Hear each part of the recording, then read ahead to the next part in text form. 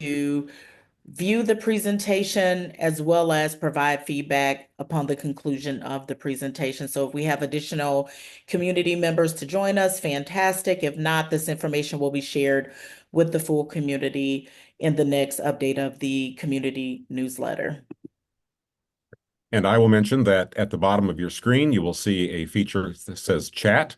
I think you all probably know how to use that. There's also a Q&A function. Choose the one that works for you.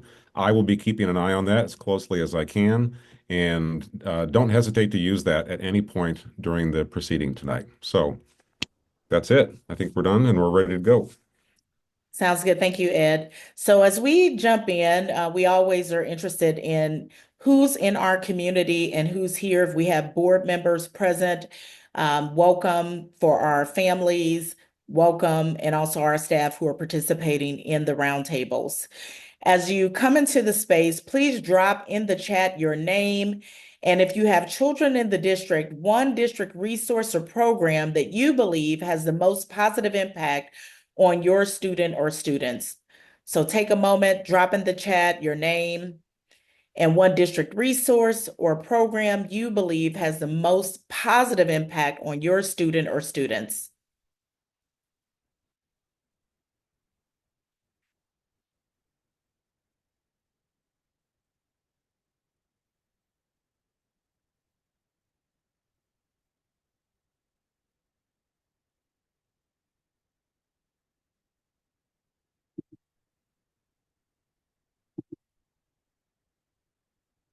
And do we have anything in the chat?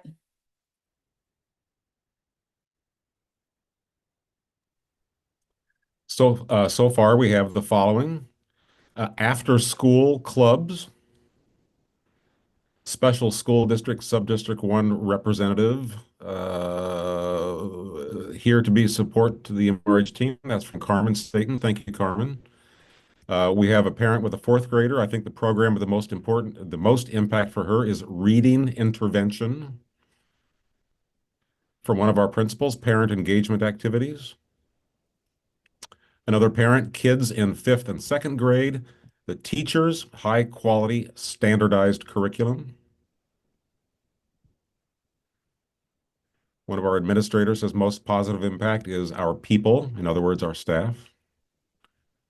Another administrator, our teachers. And you'll see examples of that come through in the presentation and how we're trying to use district finances to support our staff, the instructional program, as well as professional development. So we always like to have a check-in question. And so looking at the feedback from the community roundtable from the Board of Education, it was clear that there were a variety of different levels of understanding of school district finances, as well as bonding capacity. How do you know how much money you can actually go out for if you choose to do that? In addition to where specifically we're spending our funds, and there were questions that surfaced from the board community roundtable regarding where teachers are in comparison to other districts in the St. Louis County area, as well as wanting information from central office staff in regards to where central office staff are from a salary standpoint in comparison to surrounding districts. So I am going to launch a poll, and it's fairly easy.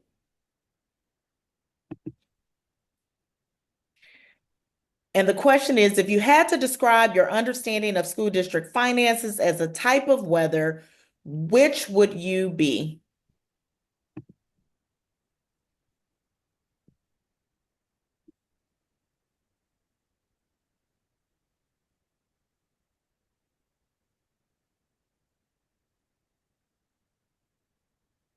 So partly cloudy. I understand some key parts. We have some cloudy, and there is no right or wrong answer. It really just helps myself and Chris Hoser, our CFO, get an idea of where people are in the process and help us to kind of tailor the conversations that we have within this community conversation.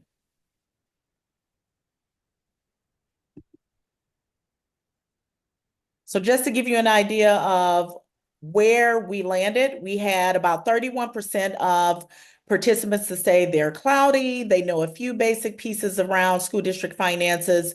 We had 46% to say they're partly cloudy, meaning they have some understanding of the key parts of finances. And we had 23% say that they have a good grasp of school district finances. And we did not have any members of the group to say that they have a firm understanding of school finance.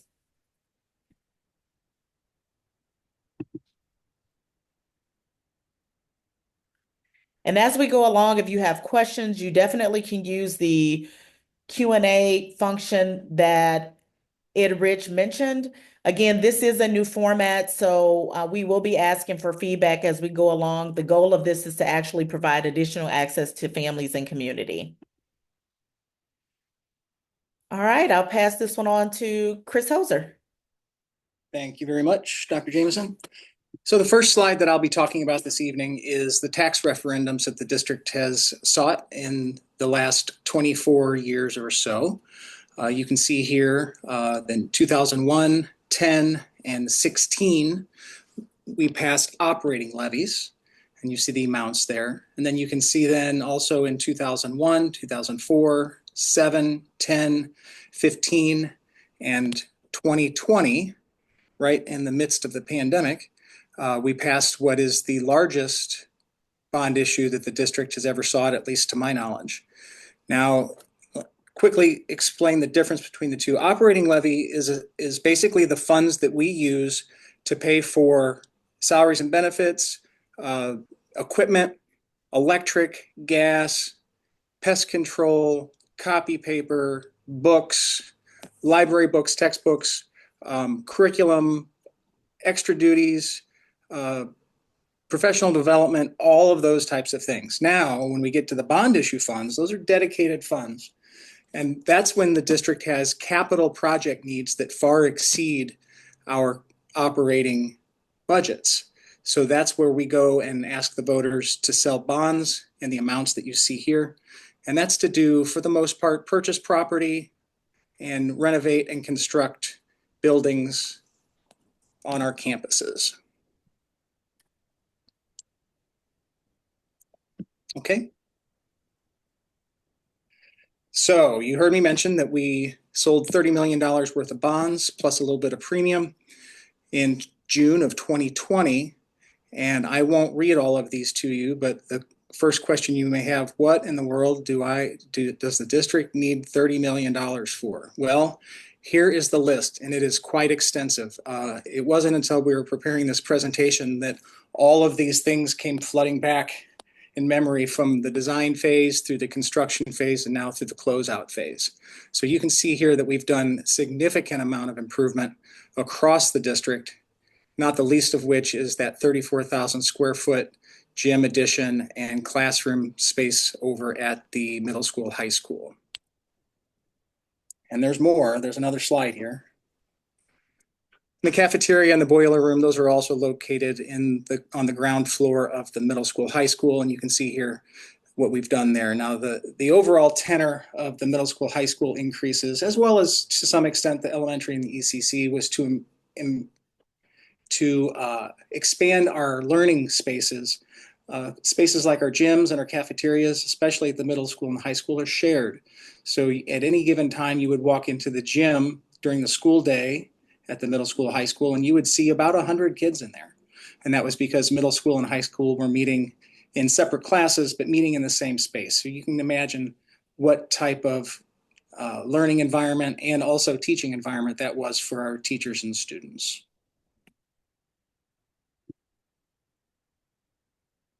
Okay, so you heard me talking a little bit about the operating funds.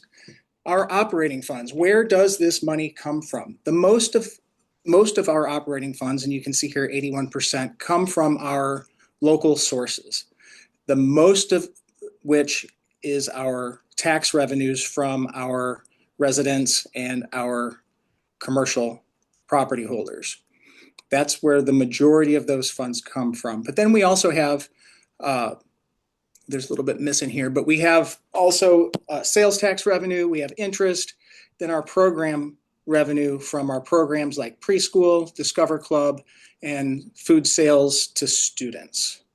And you see the next category there, county, just a very small amount of money comes directly from the county. Then state, this is where the state, where attendance has been oh so important these past few years because our revenues, large revenues from the state come to us based on attendance.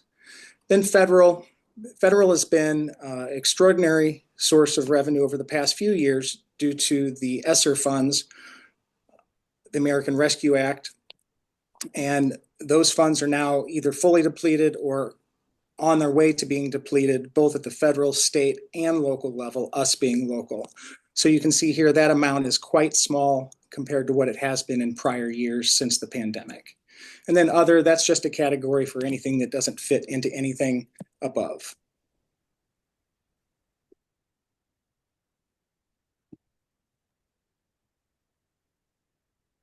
Now that we've talked about where the money comes from, where does it all go? You can see here that 78%, this is for this current budget year, 78% or 22.5 million of that goes towards our people, our most valuable resource, which is our human resource, the salaries and benefits. And then purchase services, those are things, for the most part, this is professional development, whether it's sending people out or bringing people in the form of consultants. It also, some of our utilities are considered purchase services as well. Then we have supplies. This can be anything from as mundane as napkins or paper supplies for our bathrooms. Most importantly, it's our instructional supplies and the supplies that we need to provide our students with what they need to learn and our teachers to teach. And then capital outlay, that's any large piece of equipment. It doesn't have to be large, but large in cost, $1,000 or more. The threshold has since changed. They've now increased the threshold to $5,000. So the next budget year, capital outlay will look a little different than it does this year. But these are things like furniture, large pieces of custodial equipment, lawn equipment. As we outfitted our buildings, capital outlay would be one of the funds that we would use for those types of things. And then debt. This is debt on the operating side. So we have debt service, which is a completely different fund, and that is only for the expenditure, or excuse me, for principal and interest payments for our bond debt. The debt that you're seeing on this slide here is debt that lives on the operating side of our budget in the form of a lease purchase agreement or certificates of participation. And that's a mechanism we use as a district when we have capital needs that exceed our normal revenues. We're able to borrow those funds to make sure that we can complete those projects for our faculty and students. So how do we build the budget? The budget is a very large puzzle. That's how I like to think of it. So the very first thing that we have to do is we have to start forecasting or projecting our revenue. That's one of the more difficult pieces of the budget, in my opinion. We often have to do that with incomplete or missing information from either the county, the state, or the Fed. So we rely heavily on historical trends to guide those numbers. And of course, we do so very conservatively. As we get our assessed valuation numbers from properties from the county collector, the assessor's office via the county collector, that is one of the calculations that we have to do. Then we have to calculate based on attendance in the prior years, what our state revenues will be, so on and so forth. So this is a very methodical and tedious process, but an important one. And again, we rely heavily on historical trends to guide some of those decisions. And at the same time, we're also analyzing the prior year's expenditures. So in the past, we've used zero-based budgeting. We're moving to a more formulaic method that allows us to then set a per pupil expenditure target for each of our buildings. And this current year is our base year for that. So as we move into the 26 budget, we'll be looking very carefully at what the buildings have spent, as well as the departments, and then basing those new expenditure targets based on those. Then, of course, we have to take a look at our staffing. What is that going to cost us? Do we have enough? Do we have too much? Do we need to provide increases to remain competitive in the region? Our technology needs, our facility needs, and any new programs either to expand, update, or maintain. Then, of course, we have our strategic plan that is one of our overarching guiding tools. And for that, that does a good job of helping us align our priorities and our goals. And of course, our board is involved in this as well. They set for us a fund balance target as well as the budgetary goals for the coming year. So that is done in cooperation between admin and the board. And those are what we will use to guide the remaining portions of this process. And of course, we look at student enrollment trends and what staffing we might need. We have to look at, and along with not just enrollment, we also have to look at achievement. What do we need to make sure that our students are still moving forward on their achievement? Then we gather all that information. By now, the principals have polled their staffs and prioritized their requests based on wants versus needs. Then we pull all of that together and we look at all those numbers, and this is where Dr. Jamison and I get to spend a lot of quality time together, scrutinizing these budgets. And of course, part of this is asking our principals and directors to defend their budget. They have to bring to us not just what they're spending, but why are they spending on those things. And then all along the way, we present this in pieces to our Board of Education for both their feedback and also their awareness and also transparency for our community. After all of that is taken into consideration, we begin the hard work of revising and then finalizing the budget. And then by now it's July 1, the budget's posted, and we begin the new fiscal year.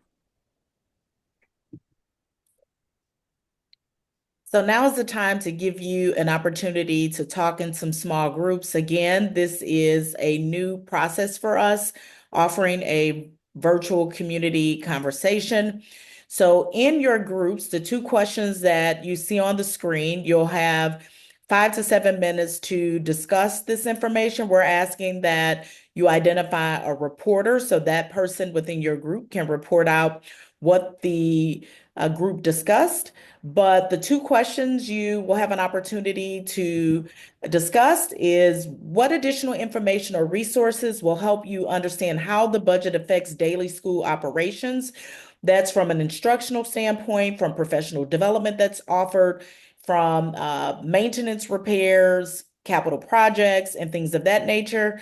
And then the second question is, what do you think is the most misunderstood part of the school district budgeting process? And within that, what additional questions or information would you need to have a better understanding? Before I send you into breakout groups, if you have questions that I might answer before pushing you in, please feel free to unmute and ask those questions. If I do not have any questions, I will begin opening up the rooms for our discussions. What questions might I answer for you at this time?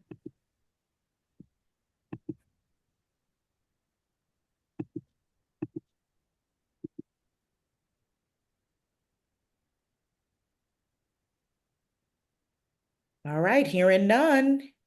Dr. Jameson, how much time will they have in the breakout rooms? They will have 5 to 7 minutes, and I will send reminders in of the time that's left remaining. Thank you for that question.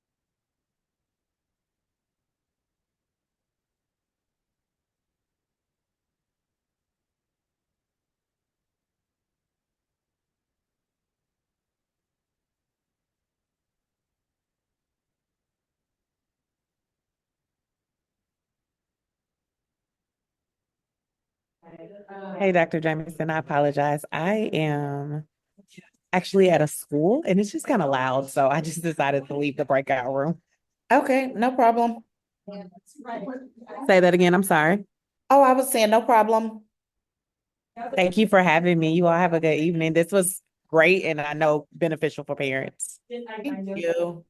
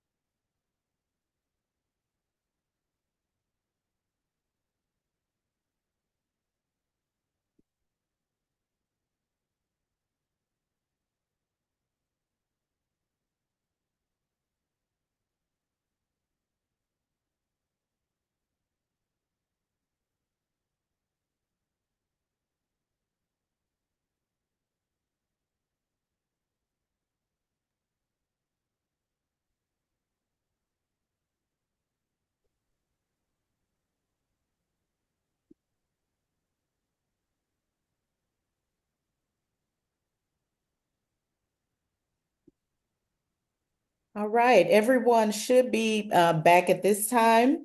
And hopefully each group had some healthy conversation. So the two questions that we asked for you to discuss were what additional information or resources will help you understand how the budget affects daily school operations? And then the second question was, what do you think is the most misunderstood part of the school district budgeting process? So we had four rooms. Is there a brave soul or reporter from either of the rooms who would like to unmute and share the discussion from their groups or key takeaways from the discussion?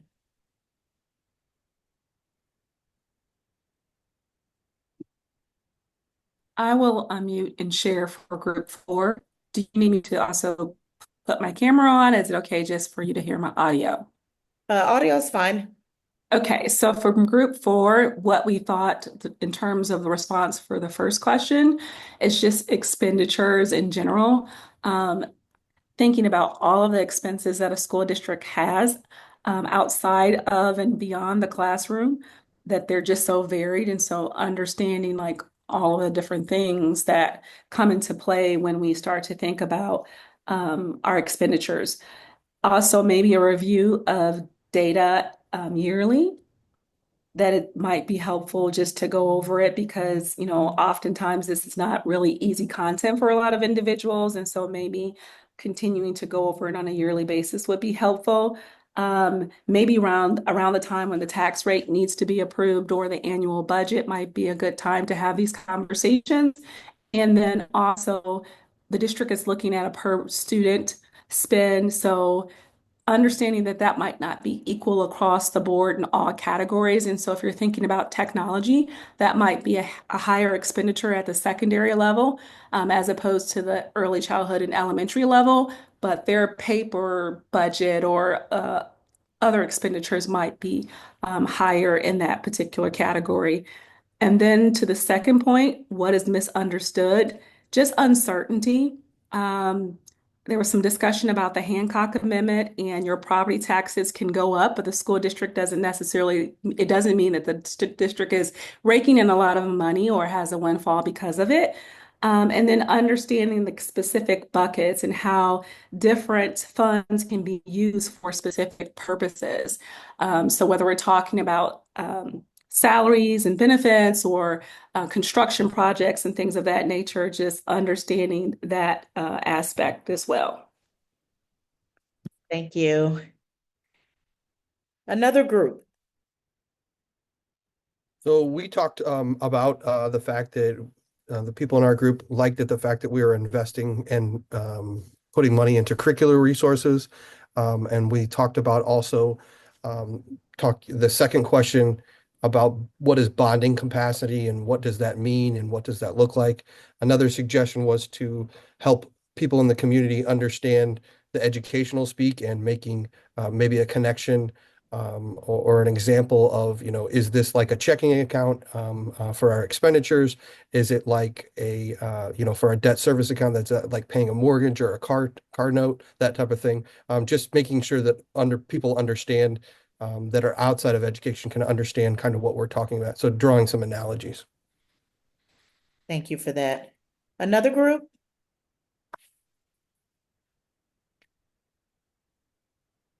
I might read out of the chat, courtesy of Dr. Hartnett. Our group felt comfortable with how money was spent and our understanding of expenditures. We talked about how the system for schools receiving money seems broken from a federal and state level and is so dependent on tax brackets and where you live. We also talked about the sustainability of a system like this. Thank you, Dr. Hartnett. Any other thoughts before we move on to the next slide? Want to make sure that our voices are lifted out if there are voices that want to be heard as we have this discussion.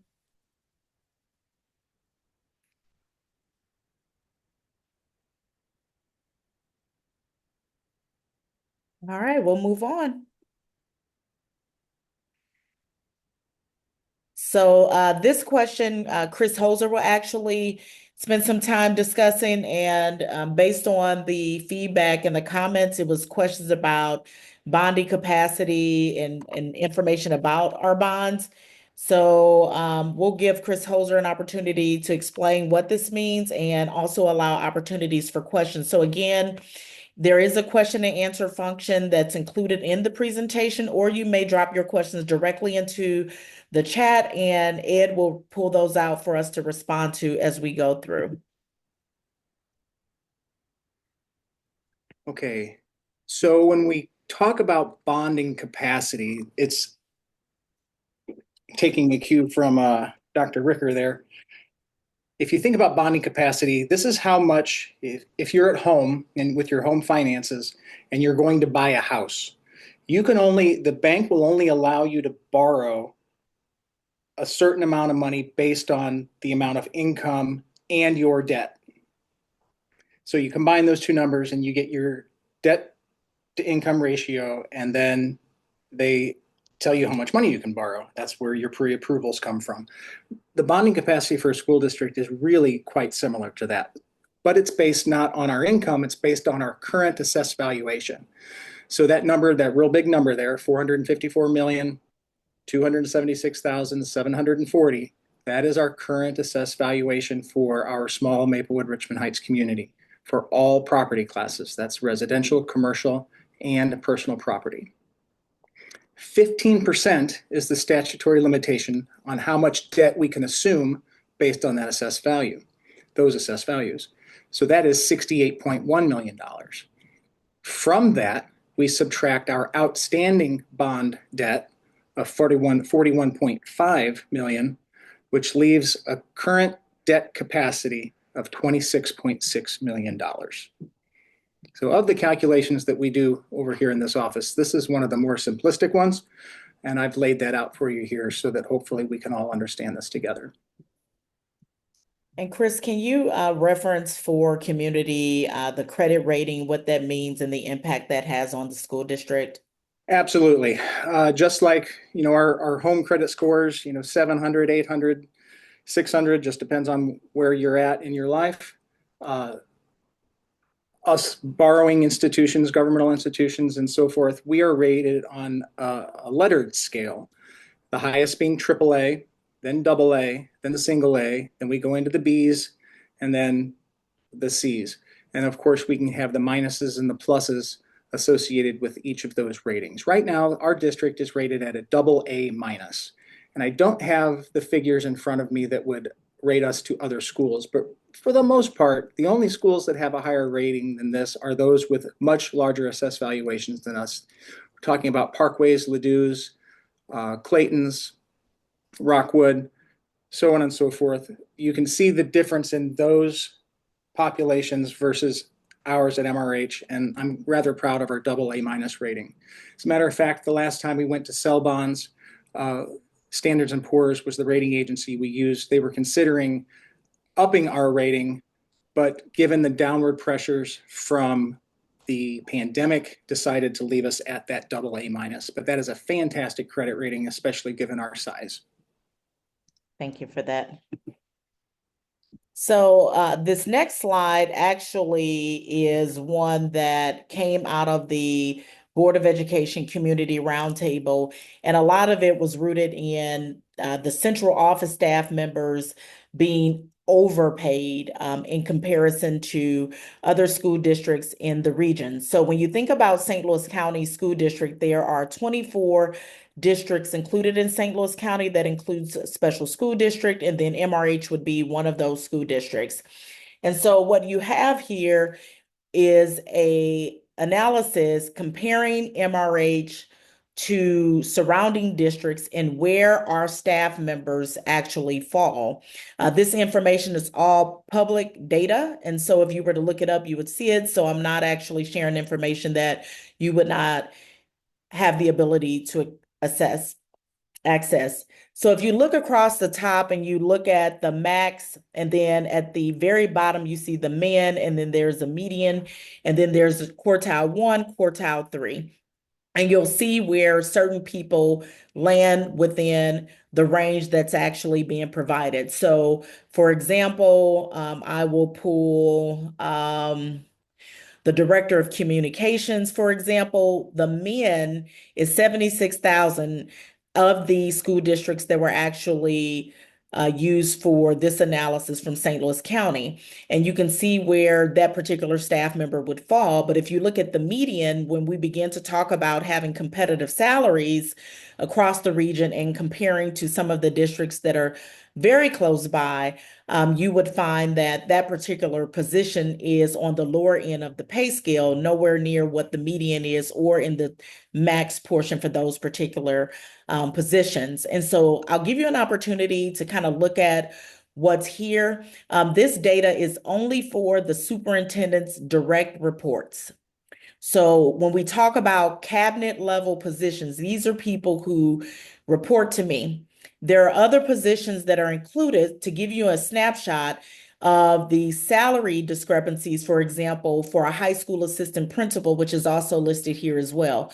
So assistant principals do not report to the superintendent, just building level principals and members of cabinet. So that would be the assistant superintendent of human resources, the director of communications, our research evaluation staff member, the principals of each of the buildings. You have our curriculum and instruction staff members, student support services, so forth. But there are some other positions that are actually included in this bucket that are not reports and are not considered members of cabinet. So for example, federal programs is not a member of cabinet and is not a direct report for me. The person who does data and research is not a direct report for the superintendent. But to give you a snapshot of where these positions actually land, we thought it was beneficial to let community see where we are.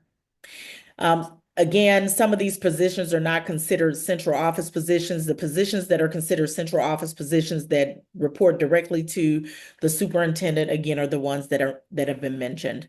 And so as you can see, we are behind where our counterparts are as it relates to not only central office administrative positions, but also principals and assistant principals.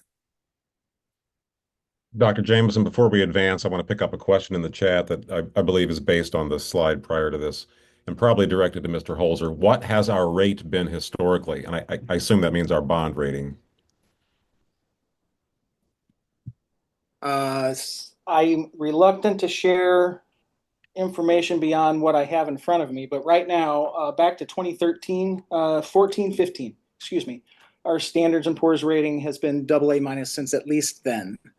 I could go back into my memory bank and probably tell you that it's been that for quite some time before that, but I will not do that because I don't have those numbers in front of me. But we've been solid at AA minus for at least 10 years. Thank you.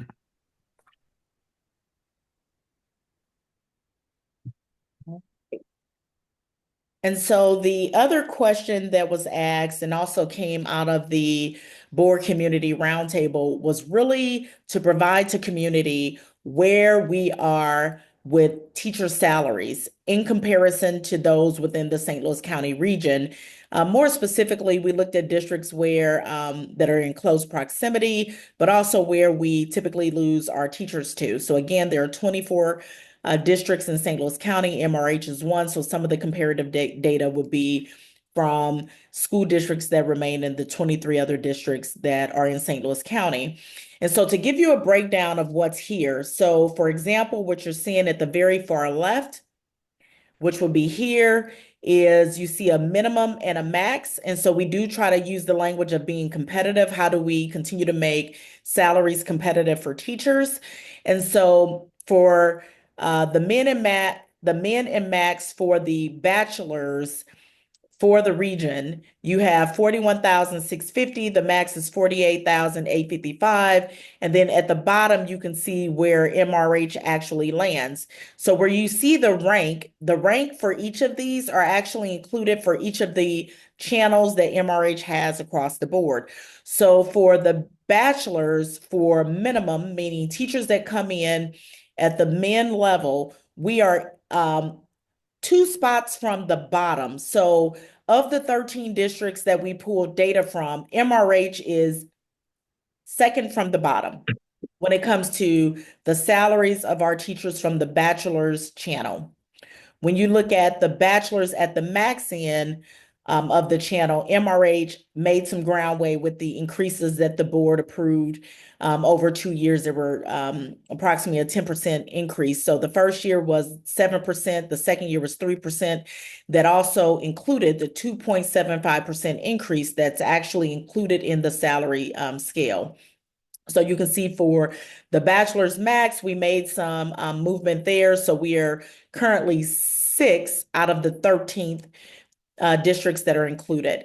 When you look over at the master's channel and looking at the min and max column, I won't read those numbers to you, but you can see that we did not make a lot of movement, even with the sizable raises that were provided by the board.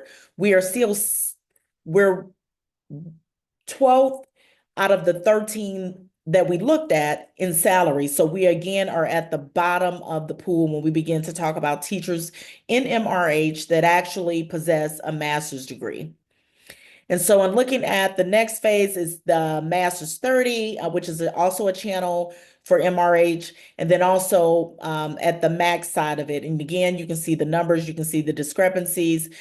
We are 10 out of 13 as it relates to the men, and then we're 12 out of 13. So to give you an idea, if we want to be competitive, we at least want to be out of 13 districts in the top 4 or 5, right?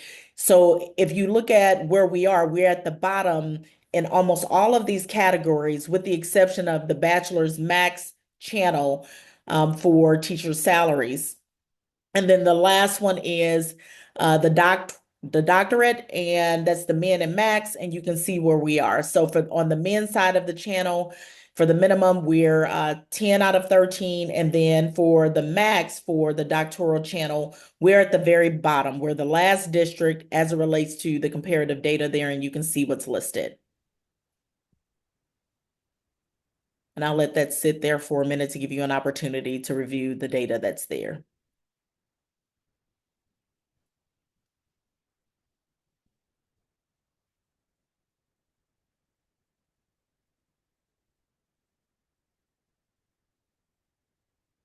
As you can see, based on the comments that were shared about valuing teachers and some of the feedback that we've received in regards to becoming competitive to retain the teachers that we have, MRH has a great deal of work to do.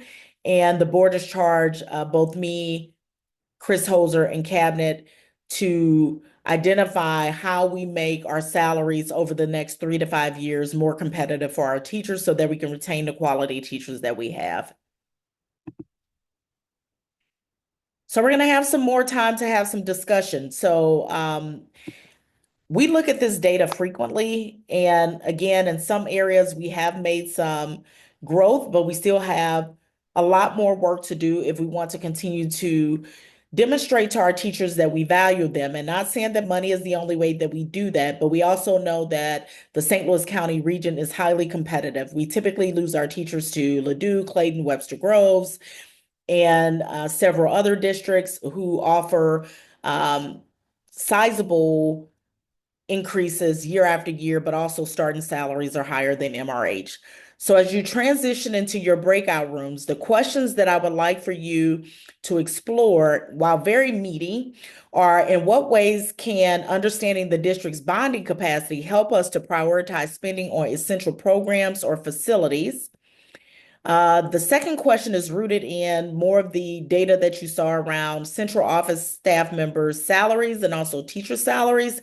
And so in looking at that specific salary discrepancies that you noticed, how might these differences impact the district's ability to attract and retain the talent that we have, and even talent that is interested in actually joining our district? And then the last question is, what additional information would help you understand the salary data that was provided? So I'll leave those up for a minute to allow some time to digest those.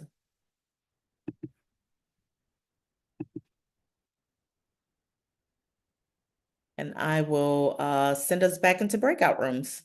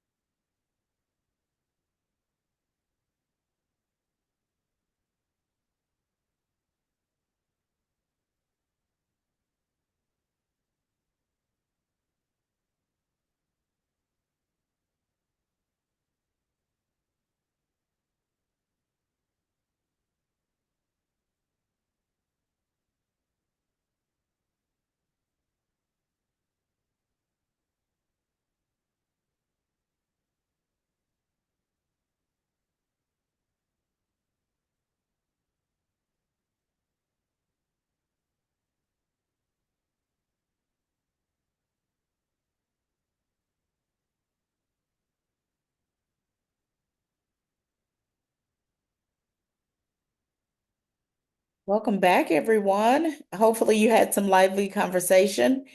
So we'll just kind of open it up, either, drop in the chat, use the question and answer function that is being made available to you. And I do want to say that was feedback that was provided to one of our management oversight teams that is a part of our strategic planning work. So thank you for that feedback from community. But just anyone unmute and share kind of what stood out based on the questions that were posed around understanding of the district's bonding capacity to help us prioritize spending and generating revenue. And then also the salary data that was shared for both central office staff and also teaching staff. And then the last question was, what additional information would help you understand the salary data provided in a more meaningful way? And so feel free to unmute. I'm happy to start us off. This is Rachel. I just wanted to say, we look at the salaries of our teachers and our admins, and we want to keep them, and we look at our buildings, and we have new buildings, and we have buildings that need to be get some safety measures put in place. And we also are in a time when no one wants their taxes to be raised. So we are, as a community, I feel like we're committed to having our buildings be safe and having the best educators that we can. And if we have a way that will allow us to do that while not raising our taxes by using that bonding capacity, it seems like a win-win to me. Thank you for that. Other thoughts based on the information shared?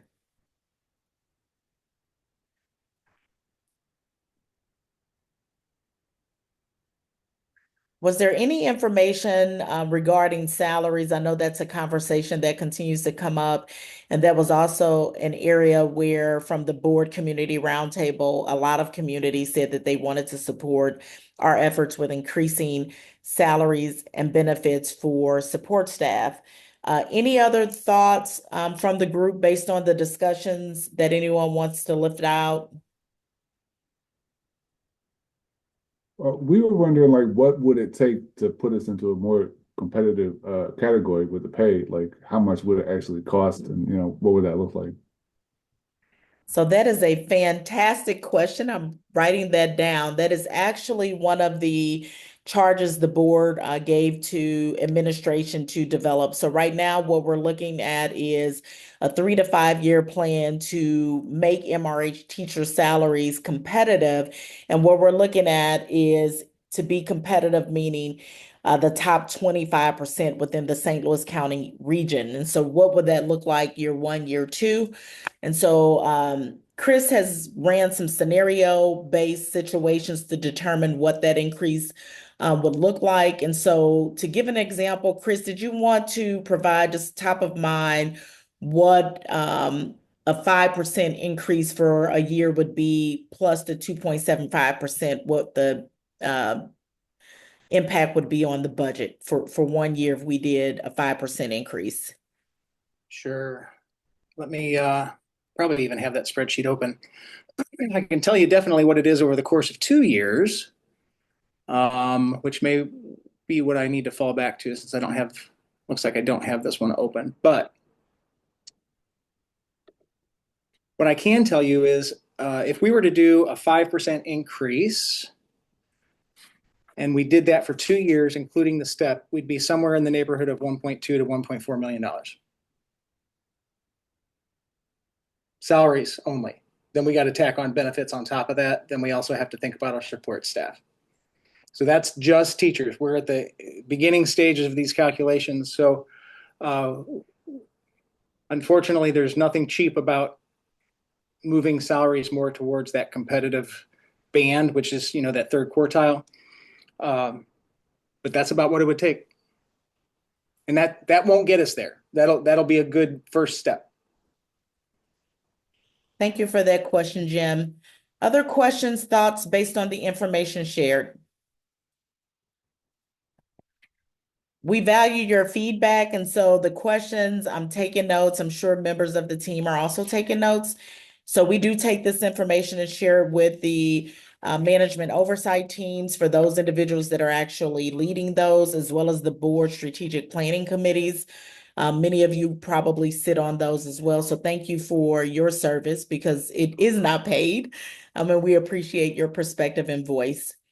But just wanted to give another opportunity for voice to be brought into the room before we move to the next slide. We do have a question in the chat. I think it's directed at Chris, asking what was that number? And that was without fringe and no admin or support staff.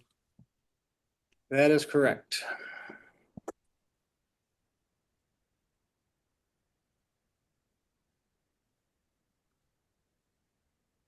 Other questions?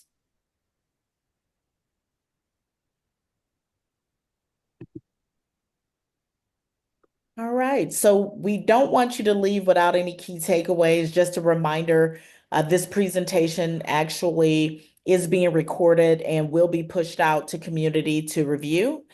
But just a couple things, we are continuing to keep the conversation around finances at the top of minds for community as the feedback that we've received from the surveys, as well as the feedback and additional questions from the board community roundtable in September, really highlighted the need for additional information around bonding, bond capacity, understanding the budget and as well as expenditures and the budgeting process, how that's actually developed. But what we want you to take away from the conversation today, it is not a period, it is a comma, meaning that we will continue to engage and bring forth topics based on any feedback that's provided. But we have 4 takeaways from tonight. The first is budget priorities reflect community values.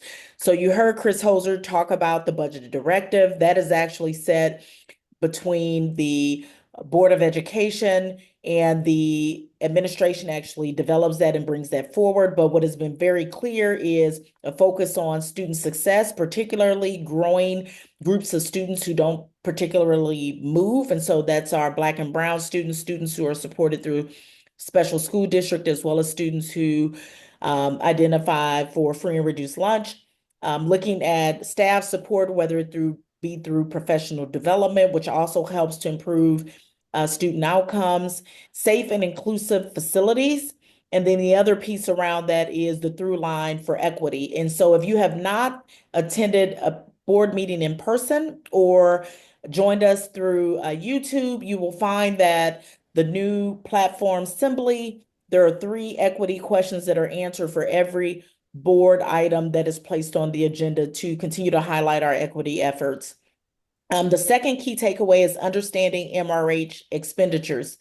It does take a lot of time to wrap your head around, but for the most part, a large chunk of the budget is from salary and benefits, classroom resources, student programs, which could include expenditures for ACT testing, early college, and other opportunities that we provide, and that would include alternative education services through our Student Support Services program, professional development, and facility maintenance. And I do want to highlight that this past year, there were several items that were included that either were deferred. So for example, furniture was deferred as a means to reduce expenditures for this year, as well as deferment of maintenance. And that over time can cost us more as a district.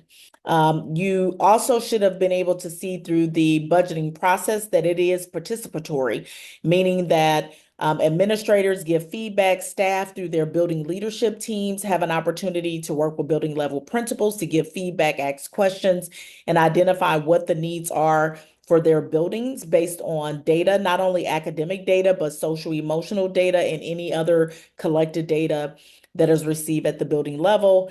And then also opportunities such as this today, and also with the board community roundtables where community can express concerns over budget, ask questions about budget, and identify where they feel our priorities should be. And the last one, which you heard Chris Holzer share, is around transparency and accountability. So transparency, continuing to bring this information forward to our community, and accountability is accountability not only for the Board of Education, but for administration to ensure that we are being good stewards with the district funds.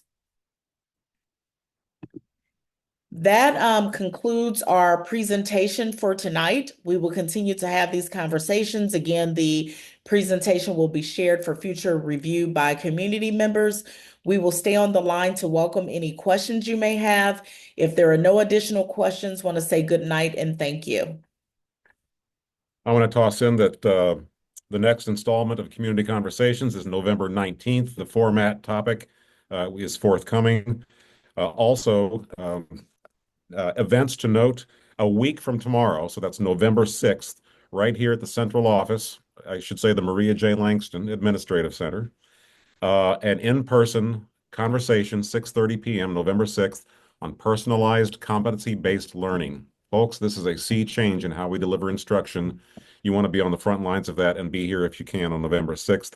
November 9th is open house. That's all the buildings open, including a ribbon cutting on the morning of Saturday, November 9th. And please understand that open house is so much more than just an opportunity to stroll the hallways, chat up teachers and administrators.